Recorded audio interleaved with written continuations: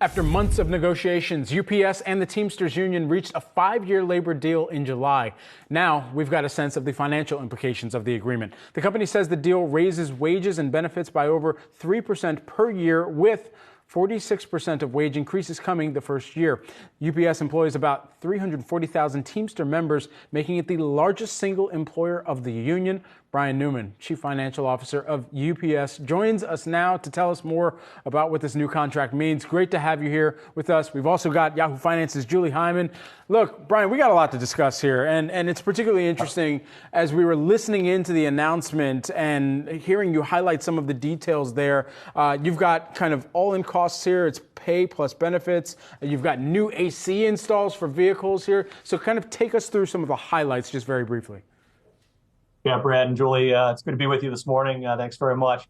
Look, we're actually very pleased with the contract. Now that it's been fully ratified, we can come out and talk about it, which we wanted to do for some time. It's a 5-year agreement. The total cost growth or inflation will be 3.3%. We're actually giving back things we were already investing in, like vehicles, AC, heat for heat reduction through some hydration programs, et cetera. So we're investing in our facilities, we're investing in our people, but we actually think, Brad and Julie, that having the best workforce in the industry will deliver that service that we're known for, and ultimately that delivers for our customers. And so at a 3.3% inflation rate over the next 5 years, you just benchmark that versus a 4+% 5-year treasury. That's a pretty good rate.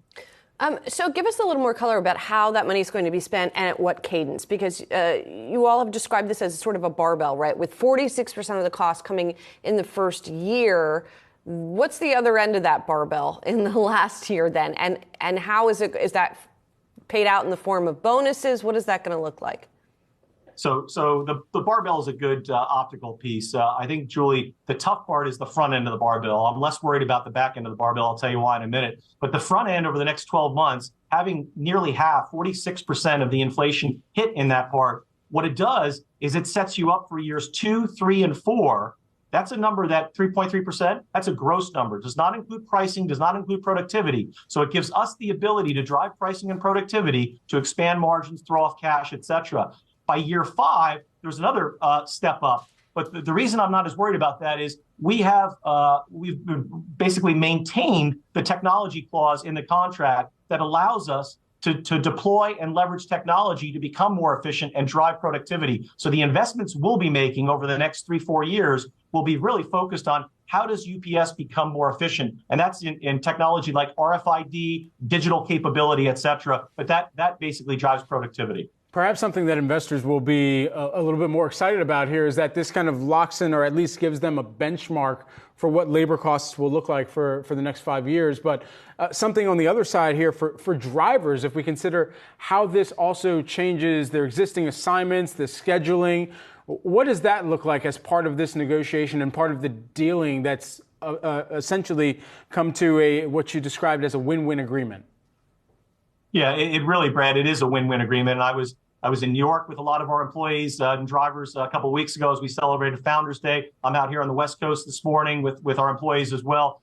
The drivers will be making $170,000 at the end of this contract. That's a fantastic wage, and it basically locks in that service and reliability that our customers rely on for UPS. So I think we have the best employees. Ultimately, by giving them the pay they deserve, and it's a fair trade, we've also employed flexibility. So our part-timers can now, during the seasonal holiday, during peak, they can come on as part-time seasonal drivers. And so we're leveraging the best of both worlds. Take the part-timers who know UPS, give them the flexibility to drive as part-time or full-time seasonal drivers. That's a really positive spin. So flexibility and getting the best labor out there will deliver the service. And Brian, just to be clear, that $170,000 is salary and benefits. That's not like the base salary. So just for clarity's sake there.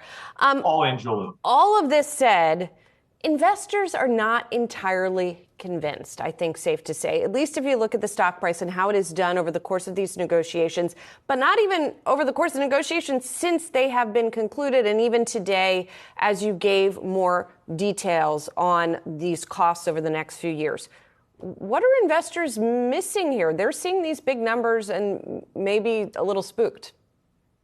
Yeah, Julie, I think there's a bit of a hangover coming out of the contract negotiation. We were waiting for full ratification. Now that we're out there and basically have shared the 3.3%, the certainty is great, I think, for investors. So over the long term, the next 5 years, they know what our biggest input costs will grow. I think the challenge becomes in the short term, that 46% of the contract inflation happens in the first 12 months. There's a bit of an overhang short term, and I think investors are waiting to see the volume pull through. We have a $7 billion pipeline of sales out there, and now it's our job since last week, the contract fully ratified. Now we have to pull those sales through, show them the volume, and we've already proven that we can generate a lot of productivity in the business. So I like the trade going forward. I think the investors are just cautious with the short-term productivity, but I think certainly years 2, 3, and 4, they bode well for the stock. What amount of that $7 billion pipeline do you believe could come through by the holiday season, by or before the holiday season, which is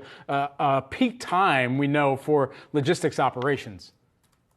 Well, it's the cardboard's going on the truck this week, Brad. So it's happening. As I said, as a benchmark, we would like December of this year to get back to flat versus prior year. We exited the last quarter down 12% in the month of June. So that down 12 will transition to flat over the course of the back half of the year. So we're very focused on it. But the sales team, the U.S. operations, they're both winning back and they're pulling through that sales pipeline. Big focus right now.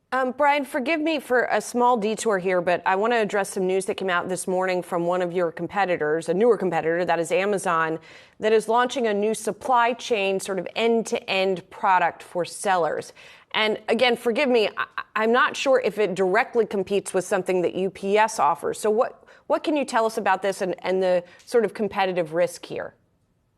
So Amazon is one of our biggest partners, and we have a mutually beneficial agreement or arrangement that we're pleased with. At the end of the day, we have a path with Amazon from a volume perspective to try and glide the volume down. We've talked about that publicly, and so as we do that, we focus on the packages that make the most sense to be in the UPS system, and Amazon's focused on their volume. We're not Amazon's supply chain in any way, shape, or form. We're a part of their supply chain, which is particularly valuable in the peak season when the volume goes up significantly, and also through elements like returns that they leverage UPS for. Brian, thanks so much for taking the time to help break down some of the components of this deal. And we look forward to hearing much more about where this is actually showing up in the financials as well. Brian Newman, Chief Financial Officer of UPS and Yahoo Finance's own Julie Hyman joining us. Thanks, Brad. Thanks, Julie.